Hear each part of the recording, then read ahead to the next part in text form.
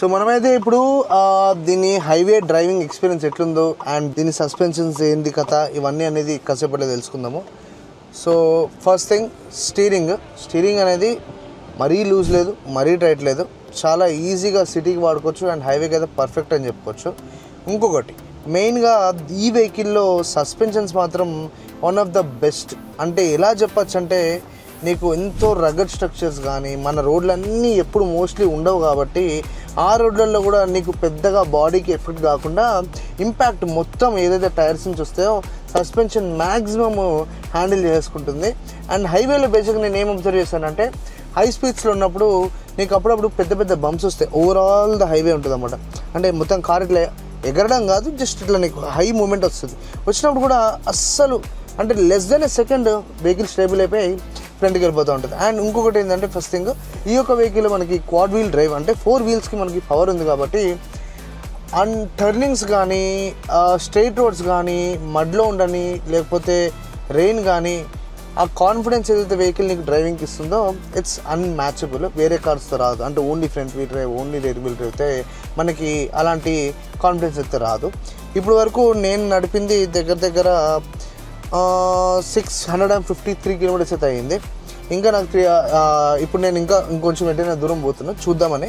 So breaking wise మాత్రము crazy అని చెప్పుకోవచ్చు. సో వెహికల్లో నెగిటివ్స్ ఉన్నాయా, మరి ఓన్లీ పాజిటివ్స్ చెప్తున్నామని అనుకోవచ్చు. కానీ నెగిటివ్స్ అంటే 2-3 కొన్ని ఉన్నాయి. మెయిన్గా కీతో ఉంది ఒకటి. ఏంటంటే లాంగ్ ప్రెస్ చేయాలి, దాన్ని నొత్తే లోపల నాకు మొత్తం ఇక్కడ అన్ని మజిల్స్ వచ్చేస్తున్నాయి అన్నమాట. అంత టైట్ ఉంది అది ఆ పార్కింగ్కి. దాని బదులు నేను ఫోన్ త్రూ కూడా చేసుకోవచ్చు ఫర్ ఎగ్జాంపుల్. అట్లా మనము రకరకాలుగా వెహికల్ని మనము వాడచ్చు అన్నమాట.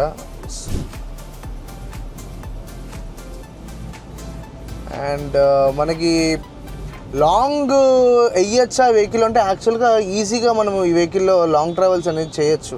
ఎలా అంటే ఫర్ ఎగ్జాంపుల్ ఇప్పుడు మనకి ఓన్లీ ఒక యాంగ్జైటీ ఏముంటుంది అంటే అరే నా ఛార్జింగ్ పరిస్థితి ఏంటి అని.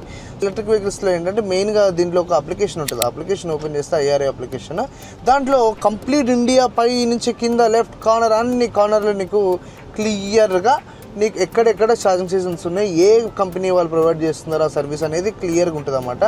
సో మనకి అక్కడికి పోయి మనకి ఎంత కిలోవాట్ కావాలి ఇవన్నీ సెలెక్ట్ చేసుకొని పేమెంట్ అనేది ఫోన్ యాప్ త్రూ చేసుకోవచ్చు. లేదంటే ఈ స్క్రీన్లో నుంచి కూడా నువ్వు UPI పేమెంట్ చేసుకొని వెహికల్ ఛార్జ్ చేసుకొని మంచిగా మూవ్ అయిపోవచ్చు. అంటే in regular basis for example ఒక ICE అంటే ఇంజన్ ఉన్న కార్తో పోతే నువ్వు ఒకవేళ 6 గంటల్లో పోతావేమో, ఇది ఉంటే కొన్ని ఎక్స్ట్రా అవర్స్ అయితే ఖచ్చితంగా పడతాయి. ఎందుకంటే ఛార్జింగ్ అనేది నువ్వు టైం తీసుకుంటుంది కాబట్టి. అండ్ ఇంకో చాలామందిని చూసినా హైవేలలో చాలా స్లో పోతారు విండోస్ డౌన్ చేసుకొని. నీకు ఒకటైతే ఖచ్చితంగా మైండ్లో పెట్టుకో, నువ్వు ఎప్పుడైతే ఇంటికి పోతావో అది 10% అయినా 100 చేయి, 98% ఉన్నది దాన్ని 100 చేయి. ఎందుకంటే ఎలక్ట్రిక్ వెహికల్తో రిస్క్ తీసుకోవడం కరెక్ట్ కాదు. అండ్ హోమ్ ఛార్జింగ్ చేసుకోమని ఎందుకు చెప్తున్నా అంటే హోమ్ ఛార్జింగ్లో నీకు చాలా తక్కువ ప్రైస్ అయితే పడుతుంది AC ఛార్జింగ్ కాబట్టి. అదే నువ్వు బయట ఎక్కడైతే వెళ్ళి ఛార్జ్ చేస్తావో దాని సబ్స్క్రిప్షన్ ఫీ కట్టాల్సి వస్తుంది. దాని తర్వాత నువ్వు మళ్ళీ పర్ కిలోవాట్ కట్టాల్సి వస్తుంది. అవన్నీ ఎందుకు, ఏం చక్కటి బండి ఎంజాయ్ చేయకుండా. నేను మాత్రం ఇప్పుడు మంచి హైవేలో అయితే క్రూజ్ చేస్తున్నా. ఎలక్ట్రిక్ వెహికల్తో బాగా నచ్చేది నాకేంటంటే నేను ఫస్ట్ టైం ఒకసారి నెక్సాన్ నడిపినప్పుడు అనిపించింది నొక్కితే రఫ్ మన బండి వెళ్ళిపోతుంది. అంటే వెరీ సింపుల్. మీకు ఎగ్జాంపుల్ ఏమి ఇవ్వచ్చు, వోల్టేజ్ మోటార్కి పలానా కావాలి, మోటార్ తిరుగుతుంది, దానికి టైం పట్టదు. సో నువ్వు ఎప్పుడైతే యాక్సిలేటర్ నొక్కుతావో ఆ పలానా వోల్టేజ్ అనేది ఇమ్మీడియట్గా మోటార్స్కి వెళ్ళిపోయి నీకు ఆ సడన్ ఫ్లిక్ అయితే ఇస్తుంది. జస్ట్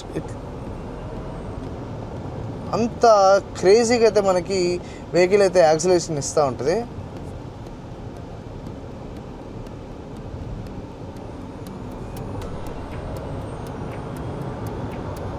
వాహ్, రాకెట్ లాగా వెళ్తుంది కారు మాత్రం, రాకెటే.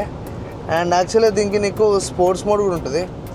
ఒకసారి మనము స్పోర్ట్ మోడ్ యాక్టివేట్ చేద్దాం. స్పోర్ట్ మోడ్ కూడా బండి అసలు ఇక మన కంట్రోల్లో ఉంటుంది వెహికల్. బేసిక్గా ఓపెన్ చెప్పాలంటే ఈ అడాస్ ఉన్నప్పుడు నువ్వు స్పీడ్స్ పోలేవు, అదే టార్చర్. మొత్తం చిట్ అంటూ ఉంటుంది, గట్టిగా పట్టుకోవాలి స్టీరింగ్. నరకం అదైతే.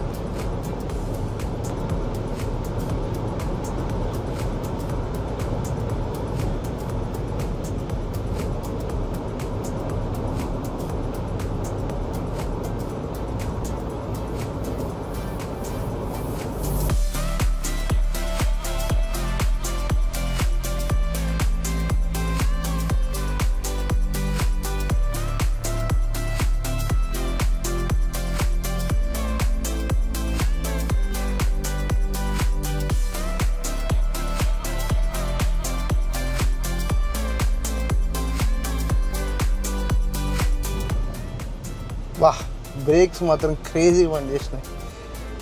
ఐఎస్పి కానీ మనకి ఇవన్నీ అసలు యాక్చువల్గా ఇవాళ మనం ఎంత అడ్వాన్స్డ్లో ఉన్నామంటే పెద్దగా మనకి పట్టించుకోవాల్సిన అవసరమే లేదు. అంటే ఈ ఒకవేళ సడన్గా బ్రేక్ నొక్కేస్తే ఏమైనా అవుతుందా బండికి అని అసలు అలాంటి టెన్షనే లేకుండా చాలా బ్యూటిఫుల్గా మనకి ఇంజనీరింగ్ మాత్రం మస్త్ హెల్ప్ చేస్తుంది safety wise.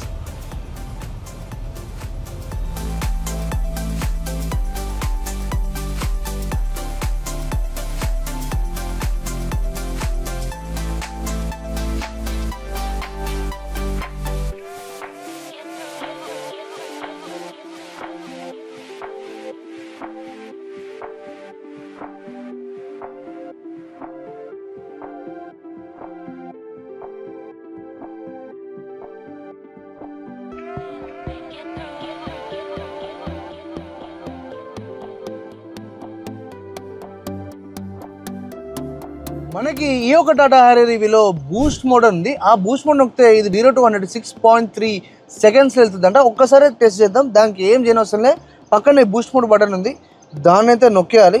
Boost mode activated అని వచ్చింది. యాజ్ నొక్కి దొబ్బేయడమే. Stay tuned. 3, 2, 1 గో.